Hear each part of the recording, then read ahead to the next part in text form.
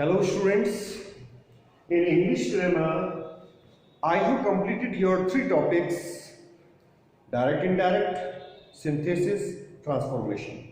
Then I started the fourth topic, that is syntax. And in syntax 2, I have taught you the rules of all the parts of speech, such as the rules of noun, pronoun, adjective, verb, adverb, prepositions, conjunctions and articles. मैंने आपको parts of speech पर based जो rules हैं वो सब पढ़ा दिए हैं। सिंटेक्स में जो क्वेश्चन आता है, find out the error in the sentence, तो आपको सेंटेंस में एरर को ढूंढना होता है और एरर को ढूंढने के लिए आपको ग्रामर के जितने भी रूल्स हैं based on parts of speech अगर पता है तो आप सेंटेंस में एरर ढूंढ पाएंगे। तो मैंने आपको नाउन से संबंधित रूल्स बताए थे कि हम किस तरह के नाउन्स को सिंगुलर नंबर में ही यूज करते हैं और कौन से नाउन हैं जो प्लूरल में यूज होते हैं, कौन ऐसे हैं जिनका यूज दोनों में हो सकता है। इसी तरह से नाउन से रिलेटेड मैंने आपको पजेसिव केस भी बताया था और फिर प्रोनाउन से रिलेटेड रूल्स बताए गए थे। एडजेक्टिव में विशेष रूप से आपको डिग्री के बारे में बताया गया था। वर्ब से रिलेटेड बहुत रूल्स होते हैं, ये भी आपको पढ़ाए जा चुके हैं। देन एडवर्ब और एडवर्ब के बाद प्रीपोजिशंस, जिसमें आपको इन, इनटू, ऑन, अपॉन, ओवर आदि जो प्रीपोजिशंस होते हैं इनका करेक्ट यूज बताया गया था। आपको ये भी बताया गया था कि कुछ पर्टिकुलर प्रीपोजिशंस होते हैं जो नाउन, एडजेक्टिव या वर्ब के साथ रिलेटेड होते हैं। कुछ विशेष प्रकार के नाउन और एडजेक्टिव और वर्ब होते हैं जिनके साथ हम कुछ विशेष प्रकार के प्रीपोजिशन को हमेशा साथ लेके चलना होता है। कंजंक्शंस पर भी आपको बताया जा चुका है, जोड़ने वाले शब्द। आपको बताया गया था कि दो प्रकार के कंजंक्शंस होते हैं, कोऑर्डिनेटिंग एंड सबऑर्डिनेटिंग, और दोनों का यूज हम कैसे करते हैं। कोऑर्डिनेटिंग से हम कंपाउंड सेंटेंस बनाते हैं जबकि सबऑर्डिनेटिंग से हम कॉम्प्लेक्स सेंटेंस बनाते हैं। तो इनसे रिलेटेड रूल्स बताए जा चुके हैं।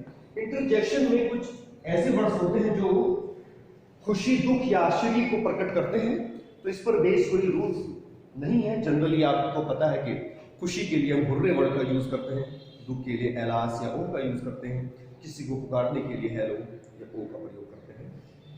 आर्टिकल जिसमें सिर्फ 3 वर्ड्स होते हैं, ए, एंड द, तो इन तीनों पर बेस्ड मैं रूल्स आपको बता चुका हूं। स्टूडेंट, देखा जाए तो सिंटेक्स की आपका लगभग कंप्लीट है। इसमें मैं आज आपको नॉन फाइनाइट्स के बारे में बताना चाहता हूं। ये जितने भी पार्ट्स ऑफ स्पीच हैं ये सभी सिंगल पार्ट्स ऑफ स्पीच के रूप में जाने जाते हैं। नॉन फाइनाइट्स को डबल पार्ट्स ऑफ स्पीच भी कहा जाता है, जिसमें सबसे पहले इंफिनिटिव होते हैं,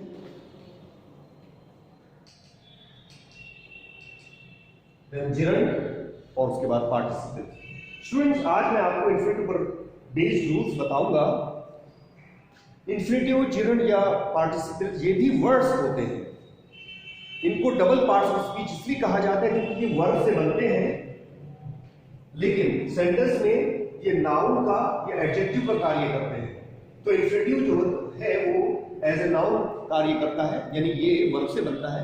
इंफिनिटिव का मतलब होता है 2 + 1 in the first form. Verb की फर्स्ट फॉर्म से पहले जब आप 2 का यूज करते हैं तो वह इंफिनिटिव कहलाता है।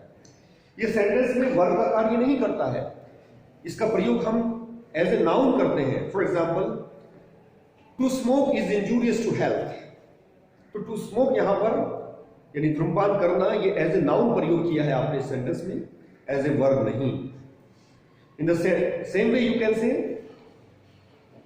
आई लाइक, मुझे पसंद है, टू स्विम, तैरना, या I like to play cricket.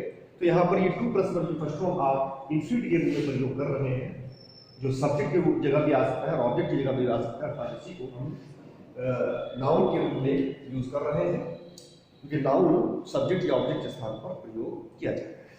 तो इंफिनिटिव पर जो बेस्ड रूल्स हैं वो मैं आपको बताने जा रहा हूं। So let's go for that. तो 2 + वर्ब की फर्स्ट फॉर्म को इंफिनिटिव कहा जाता है। अब आपको मैं कुछ ऐसी वर्ब्स बता रहा हूं रूल नंबर 1 में, जिनके बाद ऑब्जेक्ट का आना भी जरूरी है इंफिनिटिव से पहले। तो ये वर्ब कौन कौन सी हैं, ध्यान से सुनिए।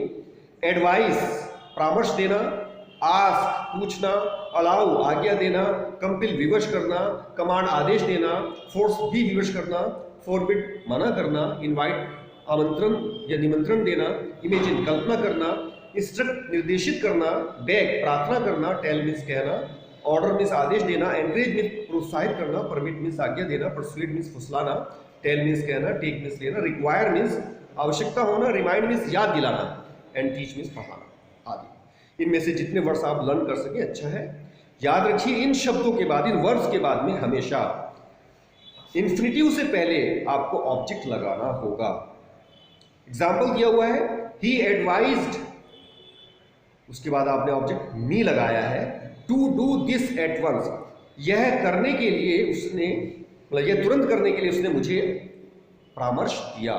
तो एडवाइज्ड के बाद में मी, हिम, हर जो भी ऑब्जेक्ट है वो लगाना होगा, उसके बाद ही टू डू या आगे जो भी आप वर्ब के इंफिनिटिव के रूप में वर्ब यूज करना चाहते हैं वो करेंगे। Is it clear? Now second rule, certain verbs, कुछ वर्ब्स हैं, वो वर्ब्स कौन कौन सी हैं वो ध्यान से पढ़िए। लाइक रिफ्यूज मना करना, सीम प्रतीत होना, अपीयर का मतलब भी होता है प्रकट होना, अटेम्प्ट प्रयास करना, हरी जल्दी करना, ट्राई कोशिश करना, डिसाइड निर्णय करना, डिजायर मीन्स इच्छा करना, बिगिन मीन्स शुरू करना, स्टॉप मीन्स रोकना, रिमेंबर मीन्स याद करना, फॉरगेट मीन्स भूल जाना, फेल असफल होना, हैपन घटित होना, स्टॉप रोकना, प्रूव सिद्ध करना, एंडिवियर प्रयास करना आदि। इनके बाद ऑब्जेक्ट का प्रयोग नहीं किया जाएगा, यानी इनके बाद डायरेक्ट आप इंफिनिटिव यूज करेंगे। तो ये अपोजिट रूल है। एग्जाम्पल दिया गया है, they refused me to do the work, उन्होंने मुझे काम करने से मना कर दिया। ये गलत है, यहां से मी हटाना होगा। दे रिफ्यूज्ड, उन्होंने मना कर दिया, टू डू द वर्क, कार्य करने से।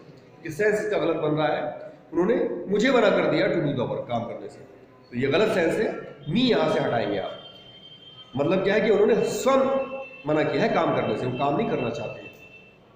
तो रिफ्यूज के बाद या और जो शब्द है जैसे सीम है तो या हरी है, ड्राई, जितने भी वर्ड्स आपको ऊपर लिखे हुए हैं इनमें से कुछ इंपॉर्टेंट वर्ड्स आप लर्न कर लीजिए।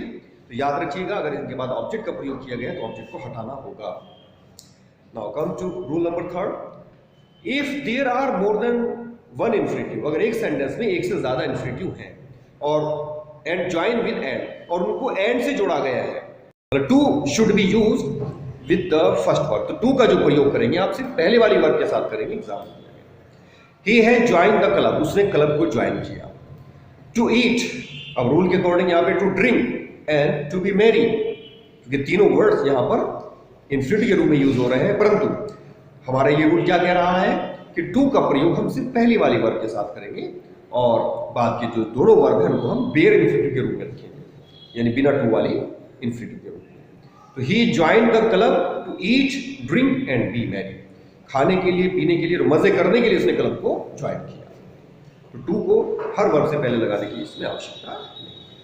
Now rule number 4, passive form of infinitive is used with the passive action.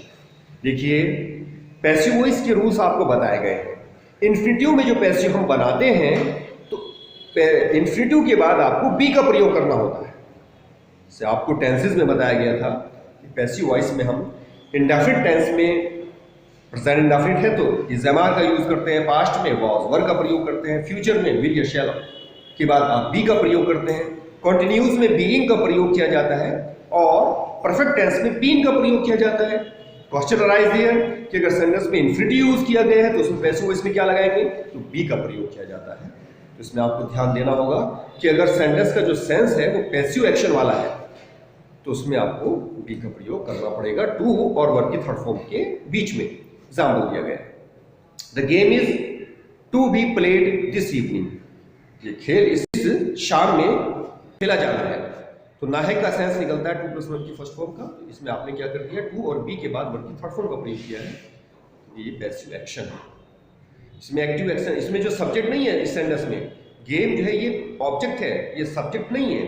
अगर सब्जेक्ट का यूज करेंगे तो आप टू प्लस वर्ब की फर्स्ट फॉर्म लगाएंगे, जैसे ही वांट्स टू प्ले, वह खेलना चाहता है। लेकिन अगर he wants to play cricket है तो क्रिकेट को आप यहाँ पे इसको आप पैसिव बना रहे हैं, तो cricket is to be played, तो टू बाद बी और वर्ब की थर्ड फॉर्म का प्रयोग आप इसमें करें। Now next rule, there are certain verbs, कुछ ऐसी वर्ब्स हैं like smoke, stop, remember, forget and like etcetera. इनके बाद जिरंड का अक्सर यूज किया जाता है, यानी वर्ब में आईएनजी का प्रयोग किया जाता है। परंतु अगर इनके बाद आप इन्फिनेटिव लगा रहे हैं तो उसका मीनिंग जो होता है वो डिफरेंट सेंस में हो जाता है। फॉर एग्जाम्पल दिया गया है ही स्टॉप स्मोकिंग, तो उसने धूम्रपान रोक दिया, यानी अब उसने बीड़ी सिगरेट पीना छोड़ दिया है, इसका ये सेंस है। स्मोकिंग आपने यहाँ पे लगाया, ये जिरंड है, वर्ब के अंदर आईएनजी लगाई गई है, और स्टॉप के बाद आपने इसको यूज किया है। इसी तरह से लाइक या रिमेंबर, फॉरगेट, इनके बाद भी आप सर जिरंड का ही प्रयोग करेंगे। जैसे आई लाइक, मैं पसंद करता हूं, प्लेइंग क्रिकेट, आईएनजी लगाई है आपने। परंतु अगर आप यहां पर इसी एग्जांपल में स्मोकिंग के स्थान पर टू स्मोक लगाते हैं तो सेंस चेंज हो गया। ही स्टॉप टू स्मोक का क्या मतलब है कि उसने धूम्रपान करते करते रोक दिया, यानी रुक गया वो, यानी वो बीड़ी या सिगरेट पी रहा था और कुछ समय के लिए वो रुक गया। तो दोनों में कितना डिफरेंस आ गया ये देखिए। पहले सेंटेंस में ये था कि उसने धूम्रपान छोड़ ही दिया है, लेकिन दूसरे सेंटेंस में क्या है कि वो कुछ समय के लिए उसने धूम्रपान को रोका है। ये डिफरेंस आ जाता है, तो आपको ध्यान से जिरंड का और इन्फिनेटिव का प्रयोग करना होगा। नाउ नेक्स्ट रूल, अगर सब्जेक्ट के बाद में नो आ जाता है, KNOW, नो मैंने जानता हूं, तो उसके बाद हाउ प्लस इन्फिनेटिव का प्रयोग किया जाएगा।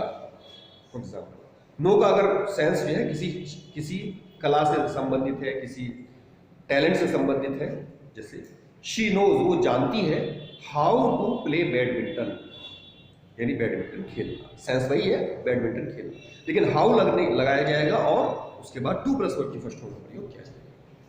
आई नो, मैं जानता हूं, हाउ टू ड्राइव कार, तो हाउ टू लगाया मैंने यहां पर।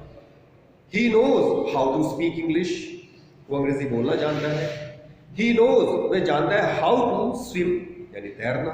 तो नो के बाद में हाउ टू प्लस वर्ब की फर्स्ट फॉर्म, ये इंपॉर्टेंट सेंटेंस है, इस एग्जाम में पूछा जाता है। Now last rule, certain verbs always take bare infinitive, कुछ ऐसी वर्ब भी हैं जहां पर बेयर इन्फिनेटिव का प्रयोग किया जाएगा। बेयर इन्फिनेटिव का क्या मतलब है, विदाउट एनी कवर, अर्थात जिसमें वर्ब से पहले टू का प्रयोग ना किया गया हो, यानी वो इन्फिनेटिव का सेंस दे रहा है परंतु आप बिना टू वाली वर्ब लगाएंगे वहां पर। तो पहले उन वर्ड्स को आप सुन लीजिए, let, make, feel, see, behold, watch, bid, had better, had rather, had sooner etcetera. Make means करना, फील मीन्स महसूस करना, सी, बिहोल्ड, वॉच मतलब देखने से होता है, बिड का मतलब आज्ञा देना भी होता है, गुड बाय करने के लिए भी यूज किया जाता है। तो इस तरह से इन शब्दों के बाद आपको ये ध्यान रखना है कि जो भी आप इसमें वर्ब लगाएंगे तो वो बेयर में होगी, अर्थात इन्फिनेटिव तो होगा वो, लेकिन उसमें आप टू का प्रयोग नहीं करेंगे। जैसे आई सॉ, अब सॉ वर्ब है, तो अब यहाँ पे कायदे से आगे जो भी वर्ब आप लगाएंगे उससे पहले टू लगना चाहिए था। आई सॉ हिम, टू को मैंने उसको जाते हुए देखा, लेकिन आपने गो को बिना टू के यहाँ पे लगाया है। रीजन क्या है कि आपने इसमें सी की सेकंड फॉर्म सा का प्रयोग किया है। तो आई सॉ हिम गो, मैंने उसे जाते हुए देखा। आई सॉ हिम प्ले, मैंने उसे खेलते हुए देखा। I saw him come here, उसको मैंने यहाँ आते हुए देखा। तो सा या सी के अलावा मेक के साथ भी इसी तरह से करेंगे। जैसे आई मेक हिम सिट, मैंने उसको बैठा दिया। I make him to sit नहीं कहेंगे, आई मेक हिम सिट कहेंगे। इन द सेम वे बाकी जो और वर्ड्स हैं इनको भी आप लर्न कीजिए, इनके साथ भी बेयर इन्फिनेटिव का प्रयोग किया जाए। So that was all about the rules of infinitive. Now I am giving you an exercise. Attempt this exercise. And now almost the topic of syntax is over. Tomorrow I am going to brush up your grammar. यानी आपको मैं एक ऐसी sheet दूंगा जिसमें आप अपनी grammar को ब्रश अप करें। All the best.